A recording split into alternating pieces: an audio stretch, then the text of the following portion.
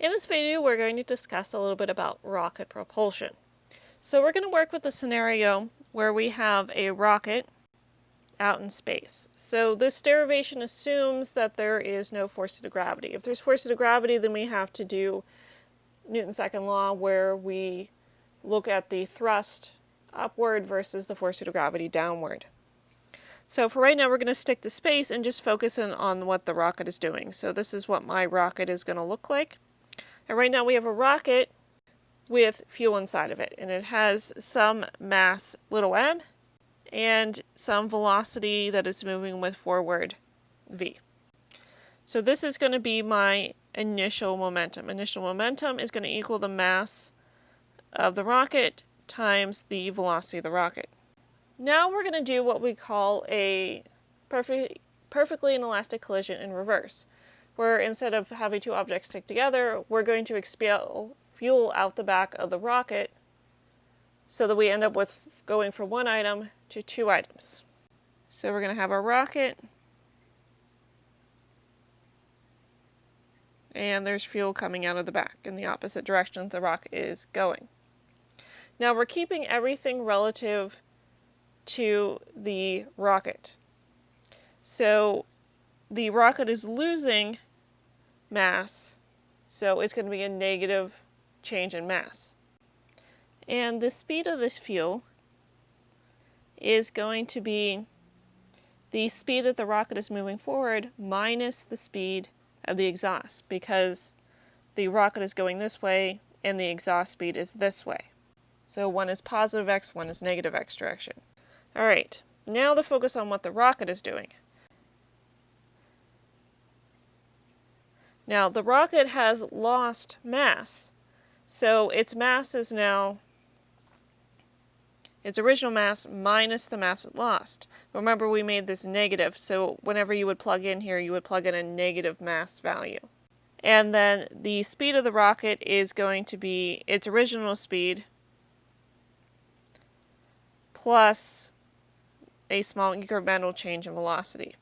So our final momentum is going to be a combination of the fuel and the rocket. So we're going to have the mass of the rocket and the speed of the rocket plus the mass of the fuel times the speed of the fuel.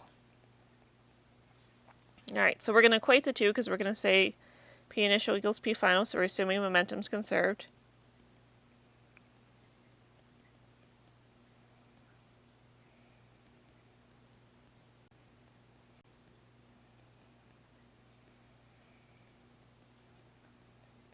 Alright, so the first thing I'm going to do here is FOIL and distribute. So I'm just going to FOIL this and then distribute this. So this side stays the same. So we're going to end up with mass times velocity plus mass times the small change in velocity plus velocity times the small change in mass plus the two small incremental changes of mass and velocity. And then minus the velocity times the small change in mass plus the exhaust speed times the small change in mass. Alright, so we can get rid of a couple of things. I can subtract mv for both sides, getting rid of this. And let's see. There's a negative of this, which goes with the positive of that, so when you add those together, you get 0. The other thing I'm going to get rid of here is when you take a small incremental change times a small incremental change, you get an even smaller number. So we're going to be a physicist and say this is small and we can ignore it. So at this point in time, we're left with a 0 on this side, mass times a small change in velocity, so how much the velocity of the rocket increases, plus the exhaust speed times the small incremental change in mass. So rearranging that, I'm going to move one to the other side, so instead of having a 0, we actually have some variables on the other side. So we're going to say mass times the small incremental change in velocity equals a negative exhaust speed times the small incremental change in mass. And I'm going to divide both sides by the change in time. So as long as I do the same thing on both sides, it's a legal algebra move. And that allows me to say that velocity divided by time is acceleration, and mass times acceleration equals force.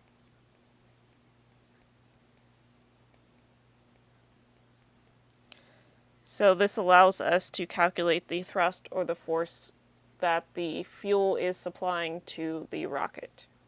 Alright, so I do want to do a side tangent here, and I want to go back to this position here and start a chain derivation.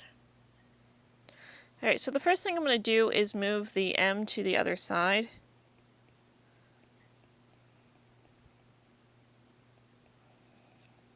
Then I'm going to integrate on both sides. We're going to integrate from v0 to v. And we're going to leave this out front because it's a constant. We're assuming our exhaust speed is constant.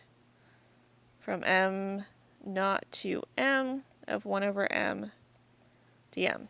Alright, so integrating gives us velocity minus velocity initial, or v0, is equal to the exhaust speed. And we need to evaluate from m0 to m of the natural log of m. So using log rules, we can simply write this, rather than subtracting, we can use division when we evaluate. So we end up with the m over m0. And when we're using m over m0, we're assuming that m0 is the original mass and m is the mass after whatever fuel has been expelled.